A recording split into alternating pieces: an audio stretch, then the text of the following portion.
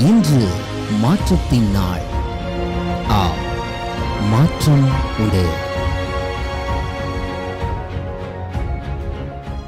ஆச்சரியமான தேவனுடைய அற்புதமான பரிசுத்த நாமத்துக்கு மகிமை உண்டாவதாக. மாற்றம் உண்டு என்கிற அந்த அனுதின தியானத்தின் மூலமாய் உங்களை சந்திக்கிறது மிகுந்த சந்தோஷம். கர்த்தர் உங்களோடு கூட இருந்து தம்முடைய ஆச்சரியமான கரத்தை உங்கள் மேல் வைத்து உங்களை நடத்துவாராக.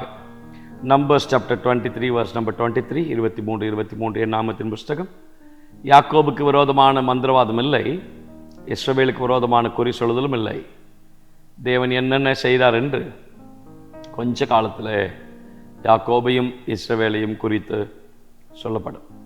For there is no enchantment against Jacob, no divinations against Israel. Now it shall be said of Jacob and Israel, what has God wrought.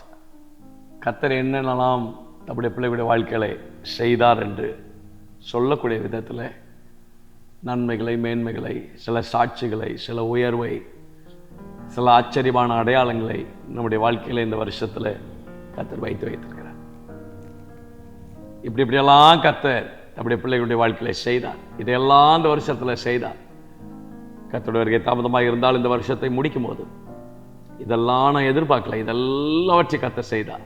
என் குடும்பத்தில், என் வாழ்க்கையில், என் ஊழியத்தில், என் சபையில், என் தனிப்பட்ட ஜீவியங்களில் கர்த்தர் இதெல்லாம் எனக்கு ரொம்ப அழகாய் கர்த்தர் செய்தார், செய்து முடித்திருக்கிறார் என்று சொல்வதற்கு ஆண்டவர் உதவி செய்யட்டும். ஆனால் அதற்கு முந்தின வசனங்களை உங்களுக்கு காண்பித்துக் கொடுக்க விரும்புகிறேன்.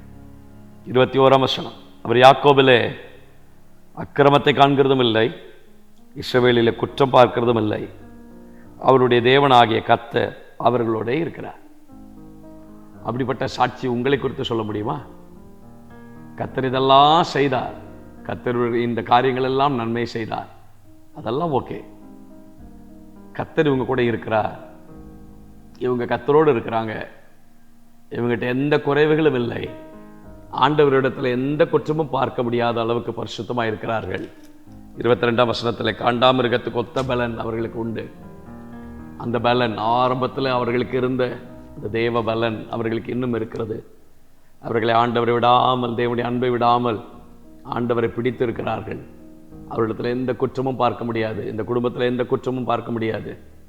இந்த குடும்பத்தோடு கர்த்தர் இருக்கிறார், இந்த குடும்பத்துக்கு தேவ பலன் இருக்கிறது என்கிற சாட்சி உங்களுக்கு குறித்து சொல்ல முடியுமா? அப்படிப்பட்ட வாழ்க்கை உங்களுக்கு இருக்கிறதா? அப்படிப்பட்ட வாழ்க்கை உங்களுக்கு இருக்கும் என்றால் 23ஆவது வசனத்தை வாசியுங்கள்.